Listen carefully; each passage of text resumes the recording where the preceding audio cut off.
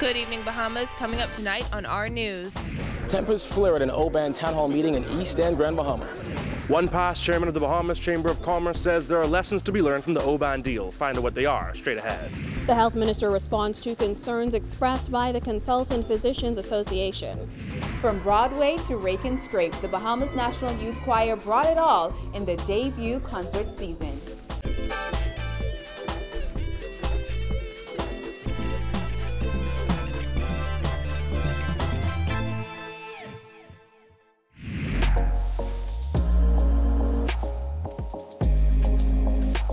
Our news is brought to you by Alive.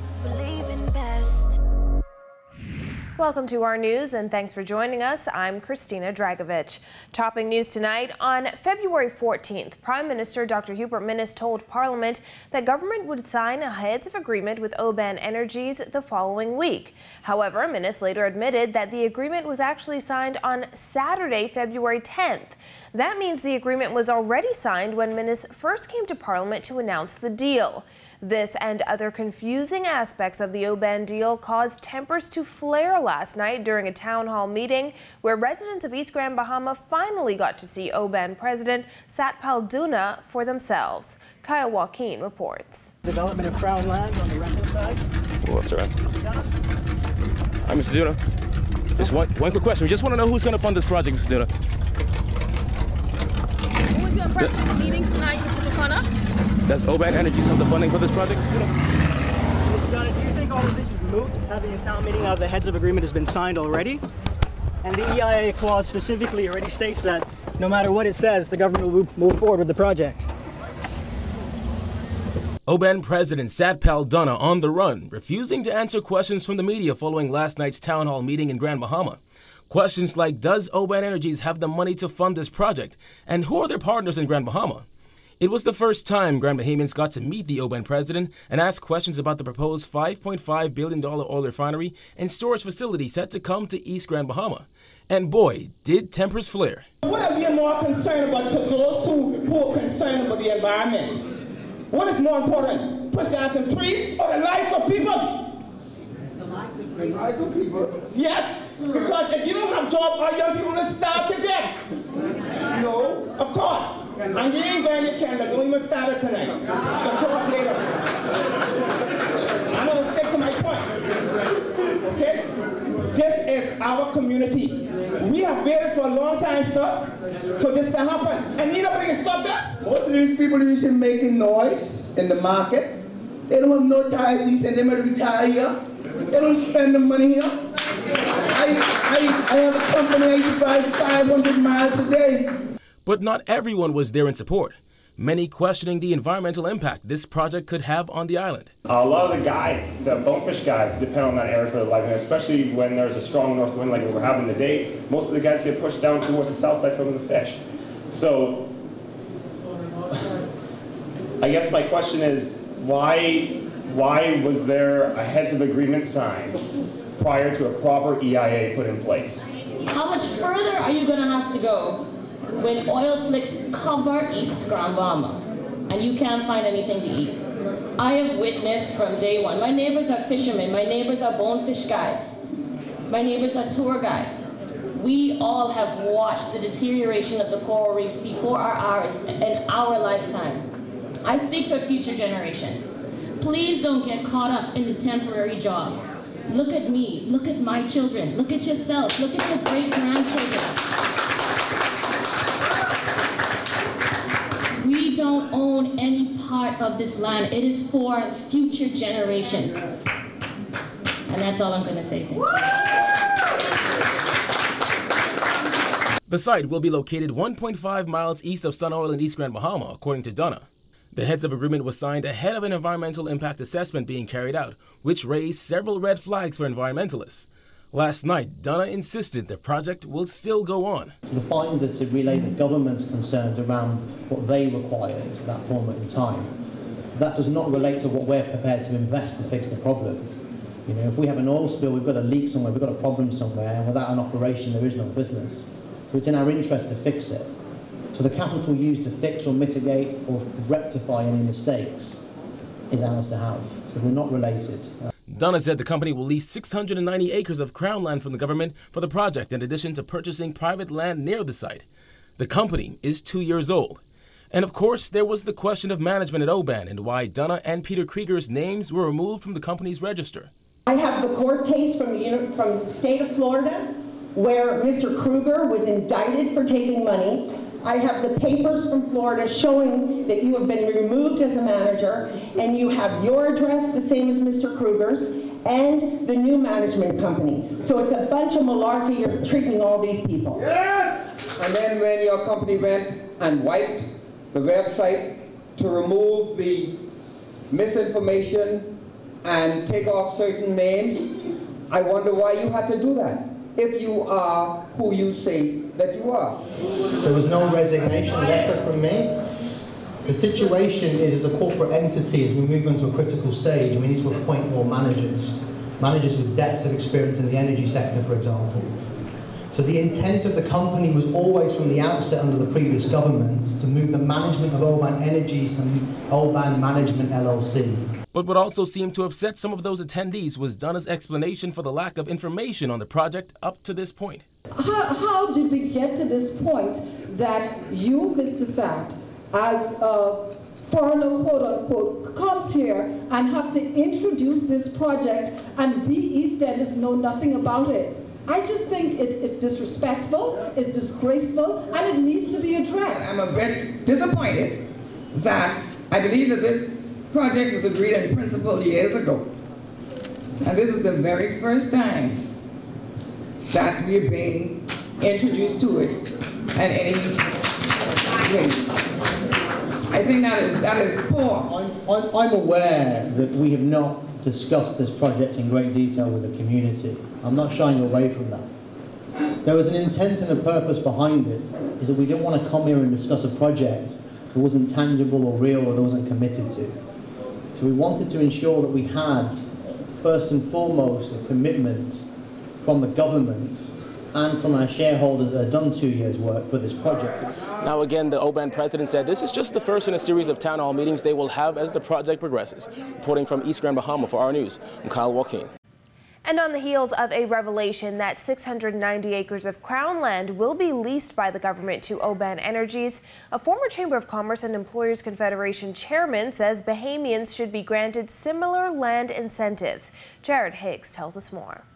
With Oban Energies set to lease 690 acres of crown land for a reported $1.2 million per year, immediate past chairman of the Bahamas Chamber of Commerce, Gowan Bowe, says the government ought to be as forthcoming with leasing land to Bahamians as it is to foreigners. So when we look at this particular project, it is a question of saying, am I using sort of the land as a mortgage to go and build financing? And if we're doing that, that should be reserved for the Bahamians to do so. Meaning that if there is going to be the pledging or collateralization of land, that should be Bahamians doing that. If it is to put into a project, an investor has to be able to demonstrate that they only need to lease it, because in reality, the land is not the project. The project is what is going to go onto the land, and the land is one that should be able to be vested in the Crown or in the state. Bowe says missteps in the Oban deal acknowledged by Prime Minister Minnis, including a lack of consultation with environmentalists, could have been avoided if a national development plan was strictly adhered to. When you look at the pillars of the national development plan, one of them is the built-in natural environment, which speaks to having elements like land policy, which also speak to conservation, speaks to environmentalists and thinking about what I would call the vast water and landscape that we have in the country. And why I say that is because it's important that we have what I would call a proper economic plan that says how are we going to take advantage of our natural resources, and more importantly, what are the tough decisions we're going to have to make when we have to sacrifice certain elements. Bowe, like many others, say the government could have consulted more with its stakeholders, and if he had any advice to give them, it would be this. If we are going to proceed with this without having all of those national policies that I mentioned, then we need to be sitting down very clearly as to looking at the natural environment, as looking at the economics in terms of funding, financing, quality of financing, and what I would call the commitment. Because up to this point in time, we've only heard the term that the proof of funding has been provided. But what does that mean? Does that mean funding in principle? where there are investors who are saying if the project is a green light, that we will come on board. Is that investors who have said we are on board and already, if you will, committed and have put money into the bank, if you want to speak on that one, then we should also be looking at the long-term effects. Reporting for our News, I'm Jared Higgs. In other news, despite pushback from doctors and consultant physicians, Minister of Health Dr. Dwayne Sands is not backing down after putting non-performing clinicians on notice that their days of big salaries for little work are numbered. Though doctors demanded an apology from Sands, the minister says that's not going to happen. Here's Jasmine Brown. Dr. Sands says he was surprised to hear some of those concerns, as he says he's expressed them multiple times to healthcare professionals, including members of the association. It's unfortunate that this conversation has taken the course that it has. Sands has come under fire from the Bahamas Doctors Union and the Consultant Physician Staff Association over his recent assertion that a small number of non-performing clinicians are adding to low morale by making $60,000 a year, despite working less than 5 hours a week. While he says he will not apologize, Sands insisted that he does not want to get in a tit-for-tat. I don't think an apology is necessary. In public service, I think you have to have a very thick skin. At the same time, you have to avoid even the appearance of arrogance. And so if there was ever an occasion when something was misunderstood, then fine, I think I'm willing to try again. But certainly, the facts don't change. CPSA President Dr. Loxley Monroe, whom Sands said he has worked with for almost 24 years, said the minister's comments were a slap in the face and an insult. Monroe said Sands never raised the issue to the consultant physicians before his comments in the House, but Sands sees it differently and insisted it's a topic he has never been shy about. In fact, he says he has spoken publicly about it at least 3 times in the last 10 months. When it is said that I did not speak with the physicians about this very same concern, the facts don't bear that. When the president of the CPSA says that he never heard me say this, if you look at this room right over there, Dr. Monroe sat in that chair right across the table from me. And we had this discussion in my office February 21st, 9 o'clock in the morning. Sands says he is willing to meet with the consultants to address their concerns. Ultimately, the goal of any discussion is how do we make things better? How do we acknowledge the challenges faced? And how do we correct them? There ought to be a process of discussion and consultation and a collective commitment to solving the challenges. Reporting for our News, I'm Jasmine Brown. Sands also revealing that several public health care facilities have run out of key HIV medication. There are a number of HIV medications that are out of stock. According to the health minister, that medication has been out of stock for 2 weeks because there were no funds to pay a vendor for the medication. We have had to provide emergency funding to restore payment. And this is a direct consequence of putting the Public Hospital Authority in an untenable situation that we have been trying to climb out of over the last year. Sands says the medication shortage is directly linked to the country's poor financial state and underscores the need to increase fees. But when you're running a deficit year over year of $28 million per year, which is what the Public Hospital Authority does, and when you have an underfunded healthcare system, it forces us to now say to the public, we are going to have to increase revenue for healthcare so that we can provide essential services, or we are going to have to reduce services. That is a huge conundrum. It's a big problem. The health minister announced the changes in late December, noting that there were more than 500 recommended changes to the present fee structure. After some pushback when part of the new fee structure was announced, Sands noted that the PHA was on track for a $50 million to $60 million deficit, and the changes were going to happen. In the meantime, Sands says the medication shortage is being addressed. And it's Friday. That means another tough workout for our Kyle Joaquin. Today, he trains with Jimmy Mackey of MacFit 360.